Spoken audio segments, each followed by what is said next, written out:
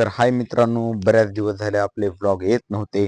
पण नक्कीच आता रेग्युलर व्लॉग टाकण्याचा प्रयत्न करेल. आपल्याला जायचं होतं आज मुंबईकडे आणि थेट आपण कुर्डुवाडी जंक्शनवरून आपल्याला मुंबईकडे जायचं होतं. आपली ही ट्रेन येतच होती म्हणून आपण कुर्डुवाडी जंक्शनवर थांबलो होतो. ट्रेन आली आणि आपली ट्रेन फक्त दादरपर्यंत होती. मग दादरवरून थेट आपण लोकल पकडली, कारण मुंबईची लाईफलाईन म्हणजे लोकल.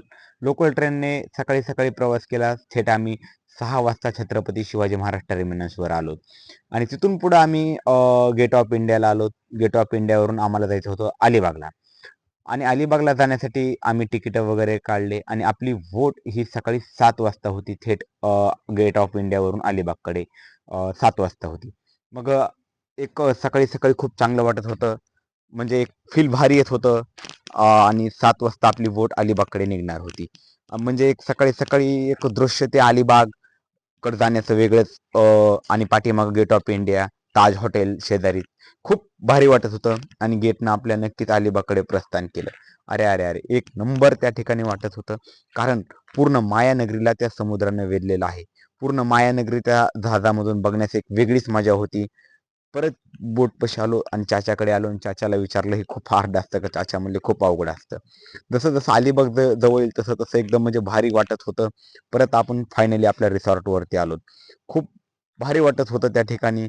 मस्तपैकी एन्जॉय वगैरे केला आणि नाश्ता वगैरे केला, कारण रात्री प्रवास झालेला होता.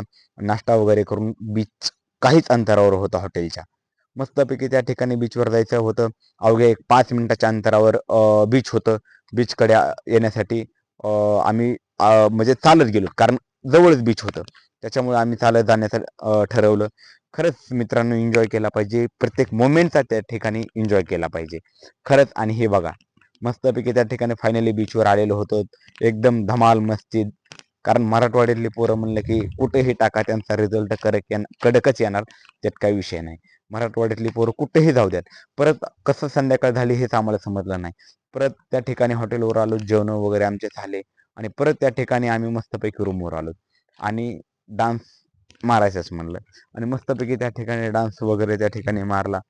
कारण आमचे मेहुणे म्हणजे आमच्या आत्याचा मुलगा दाजी विषयच नाही, खूप जोमामध्ये होते. मस्तपैकी डान्स बिन्स आम्ही दोघांनी मिळून मारला आणि परत त्या ठिकाणी आमची उद्याची सुरुवात ही आम्हाला नागाव बीचवर पहिल्या दिवशी गेलतो आणि दुसऱ्या दिवशी आम्हाला जायचं होतं काशीद बीचकडे. त्या ठिकाणी अवघ्या काशीद बीचकडे त्या ठिकाणी आलो आणि काशीद बीचकडे त्या ठिकाणी आल्याच्या नंतर म्हणजे काशीद बीच सुद्धा खूप जवळ आहे. नक्कीच मित्रांनो, त्याचा देखील तुम्ही बीचवर, तर नक्कीच मित्रांनो, तुम्ही सुद्धा कधी अलिबागला आलात तर काशीद बीचवर 100% जा, कारण काशीद बीच हे खूप सुंदर आणि चांगलं आहे. परत आमचा पुढचा प्रवास हा पुण्याला यायचा होता आम्हाला आणि पुण्याला आम्ही आलो.